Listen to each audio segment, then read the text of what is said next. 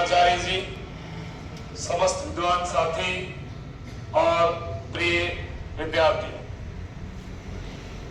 मैं आपके सामने हमारे क्षेत्र के और पूरे राजस्थान के ही नहीं बल्कि पूरे भारत के प्रसिद्ध लोक देवता बाबा रामदेव जी, जिनका मंदिर रोड़ीचा में स्थित है, उनके जीवन से जुड़ी हुई बातें और उनका जीवन परिचय, उन्होंने अपने जीवन में क्या क्या सार्थक कार्य किए, इनको एक पत्र वाचन की श्रेणी में आपके सामने सुनाना चाहता हूं। कृपया ध्यान से सुने।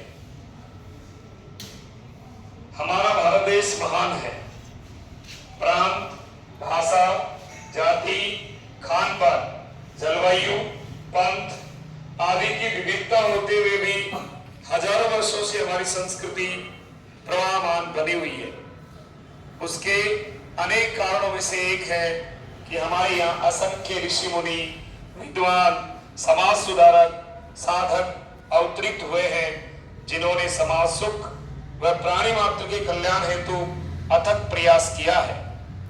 ऐसे ही अनेक महापुरुषों की माला के एक मोती है लोक देवता बाबा रामदेव। इनकी स्मृति में भादो मास में रामदेवरा में विशाल मेला भरता है, जिसमें अनेक राज्यों के सभी जातियों के भक्त श्रद्धालु पद यात्रा करते हुए पहुंचते हैं।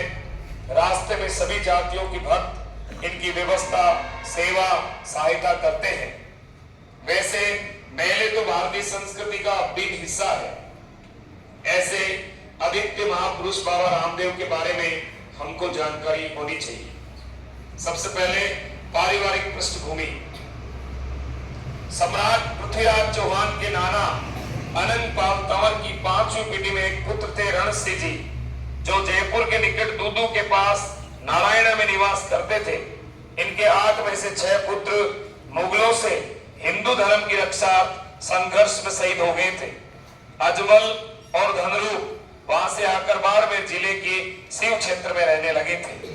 अजमल का विवाह मेणादय के साथ हुआ। बाद में पोखरण पर कब्जा कर वहां ये लोग रहने लगे।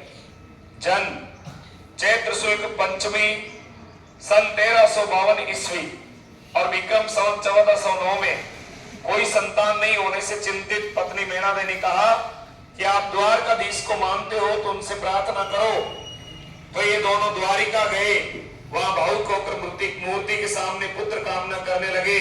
इनकी अतिरेकी को देखकर पुजारी ने कह दिया था कि भगवान तो समुद्र में है, वहां जाओ। तो अजमल ने समुद्र में छलांग लगा दी और नीचे जाकर देखा कि भगवान विष्णु लेते हुए उनकी भक्ति देखकर भगवान बोले कि मैं स्वयं तुम्हारे घर आऊंगा। उसकी पहचान होगी कि पालने के पास कुमकुम का निशान होगा। नियत दिवस पर एक बालक ने जन्म लिया और उसका नाम रखा बीरमदेव। हे पति पत्नी भगवान के आने की प्रतीक्षा करने लगे। अगले दिन बीरमदेव के बगल में बच्चे की रोने की आवाज सुनाई पड़ी। आकर देखा कि पालने के पास कुमकुम का निशान था। ये समझ गए कि भगवान आ गए। नाम रखा रामदेव। शिक्षा। नाथ पंथ के सिद्ध संत गुरु बालीनाथ के घर पर पधारने पर पिता ने बालक को शिक्षा दीक्षा का आग्रह किया तो गुरु बालीनाथ ने रामदेव को शस्त्र संचालन, घुड़सवारी, चिकित्सा शास्त्र आदि की शिक्षा दी। गुरु ने पूछा कि शिक्षा प्राप्त कर इसका क्या करोगे? तो बाबा रामदेव बोले कि सेवा, जागरण और लोक कल्याण में जीवन लगाऊंगा। विवाह। रामदेव जी का विवाह नेतल देव के साथ हुआ था। विवाह की रस्म के तहत नेतल देव का हाथ जैसे ही रामदेव जी ने हाथ में लिया, नेतल देव की विकलांगता दूर हो गई। वो पहले से ही विकलांग थी। ये चमत्कार पता लगते ही अगले दिन आसपास के अनेक विकलांग घर के बाहर आ गए तो सबकी विकलांगता दूर कर दी गई। सर्वत्र जय जयकार होने लगी। चमत्कार। ऐसे अन्य और भी चमत्कार हुए। मां की गोदी में खेलते हुए पास में अंगीठी रखी पतीली के उफान आने पर हाथ से दूध उतार दिया। मां चकित थी। मित्रों के साथ खेलते समय एक मित्र के अनुपस्थित रहने पर रामदेव उनके घर गए। वो अछूत जाति से था। मां बाहर आकर रोने लगी। अंदर जाकर रामदेव ने उसका इलाज किया, मरणासन को बचाया, क्योंकि चिकित्सा के भी जानकार थे। घर गए तो विवाद हुआ कि अछूत के घर कैसे गए। रामदेव जी ने सबको समझाया कि सब एक है, अहंकार नहीं करना। एक बार एक बंजारा गाड़ियों के काफिले के साथ मिश्री लेकर जा रहा था। गांव से निकलने पर रामदेव के पूछने पर चोंगी के डर से कह दिया कि हुजूर मैं तो नमक लेके जा रहा हूँ। रामदेव ने कहा कि जो है हो जा। अगले पड़ाव पर व्यापारी को माल देते समय देखा कि बोरियों में तो नमक भरा है। बंजारा रोने लगा। व्यापारी को सारी कहानी बताई तो व्यापारी ने रामदेव को बातें बताई। बंजारा वापस रामदेव के पास आकर क्षमा मांगने लगा तो रामदेव ने ईमानदारी व लोक कल्याण का महत्व बताया और बंजारे की नमक को पुनः मिश्री कर दिया। एक बार मक्का से कुछ पीर बाबा की ख्याति सुन परीक्षा लेने की मानसिकता से बाबा के पास आए। बाबा ने स्वागत करने के पश्चात सबको भोजन करने का आग्रह किया तो पीर बोले हम तो भोजन अपने ही पात्रों में करते हैं। बाबा बोले कि पीर होकर आप मोह माया क्यों करते हो?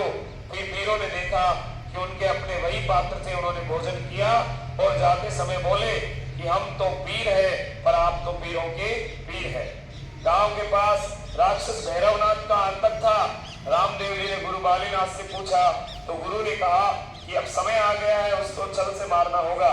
रामदेव जी एक बोरी में कैद हो गए। भैरवनाथ आया और मनुष्य की गंध पाकर बोरी को खींचकर ले जाने लगा तो बोरी लंबी होती गई, वो घबरा कर भाग गया। रामदेव जी ने घोड़े से उसका पीछा किया, शस्त्र प्रहार करने लगा। फिर शस्त्र संचालन में माहिर रामदेव जी ने उसका वध कर दिया। सेवा और समरसता। गांव में कुएं पर पानी भरते समय जाति भेद का पता लगने पर कुएं पर गए, वहां अलग खड़े कर दिए गए। लोगों को आगे आकर पानी भरने को कहा और सबको समझाया कि भगवान ने सबको एक बनाया है। घर पर पत्नी से वार्तालाप में व्यस्त थे। डाली बाई ने आकर बताया कि गांव में हैजा फैल गया है, लोग त्रस्त है। रामदेव जी ने चिकित्सा की जानकार थे, सेवा भावी थे तो तुरंत घर छोड़कर गांव गए। 7 दिन तक अन्न थक सेवा से गांव को हैजे से मुक्ति दिलाई। डाली बाई ने सुझाव दिया कि गांव में एक तालाब बनवाओ ताकि गांव के हर आदमी का लाभ हो। रामदेव जी ने गांव के ही एक व्यापारी को जो बाहर कार्य करते थे उनको अपनी मंशा बताई। सेठ जी तुरंत राजी हो गए। फिर गांव में तालाब बना और गांव वालों के आग्रह पर उस तालाब का नाम रखा राम सरोवर, जो आज भी मंदिर के पीछे है। रामदेवरा की स्थापना। पोखरण में पारिवारिक विवादों को देखकर रामदेव जी के बड़े भाई विरमदेव व परिजनों के साथ पोखरण छोड़कर 4-5 किलोमीटर दूर एक स्थान पर डेरा डाला और बड़े भाई को ठहराया। गांव का नाम रखा विरमदेवरा। कुछ आगे चलकर एक पुरानी कुड़ी जिसको लोग रुड़ेचा कहते थे, वहां डेरा डाला और नए गांव का नाम रखा रामदेवरा, जो जैसलमेर जिले के पोखरण के पास है। डाली बाई। एक बार दोनों भाई घोड़े पर कहीं जा रहे थे। रास्ते में पेड़ पर एक पोटली लटकी मिली। उनको जिज्ञासा हुई तो देखा पोटली के अंदर एक कन्या थी। चूंकि वो पोटली डाली पर लटकी मिली थी इसलिए कन्या का नाम रख दिया डाली बाई। घर लाए तो विरोध हुआ कि ये कोई निम्न जाति की होगी, न जाने किसकी होगी, पर रामदेव जी ने कहा भगवान ने भेजा है, इसलिए आज से मेरी बहन है और हमेशा मेरे साथ रहेगी। समाधि। एक दिन बाबा ने कहा कि अब मेरा कार्य और समय पूरा हो गया है, मुझे अब जाना होगा। लोगों ने समझाया पर नहीं माने। नियत स्थल पर तैयारी हुई तो डाली बाई ने कहा कि प्रभु आप देह है तो मैं आत्मा हूँ, अतः आप पहले नहीं जा सकते, पहले मैं जाऊंगी। और वैसे ही समाधि की जगह मेरी है। इसकी पहचान है कि स्थान पर डोरा और कांसी मिलेगी और वहीं पर मिली। रामदेव जी बोले कि बगल में मेरी समाधि होगी तो वहां क्या मिलेगा? डाली बाई बोली कि आपके स्थल पर खड़ाऊ और कंठी माला मिलेगी और वही निकली। भादो सुदी 10वीं को डाली बाई ने समाधि ली। सन 1385 विक्रम संवत 1442 भादो सुदी 11 को बाबा रामदेव जी ने समाधि। आज रामदेवरा जैसलमेर जिले के पोखरण के पास में विश्व प्रसिद्ध मेला लगता है। ये स्थान मेला, पद यात्रा, श्रद्धालुओं आदि के द्वारा सामाजिक समरसता, सेवा, भक्ति और आस्था का असीम केंद्र है। ऐसे स्थान, कार्यक्रम, महापुरुष भारत की विशेषता है। हमें इनसे प्रेरणा लेनी चाहिए और स्वयं को गौरवान्वित अनुभव करें कि हम ऐसी भूमि पर पैदा हुए। बोलो राम सतबीर महाराज की बहुत बहुत धन्यवाद। जय।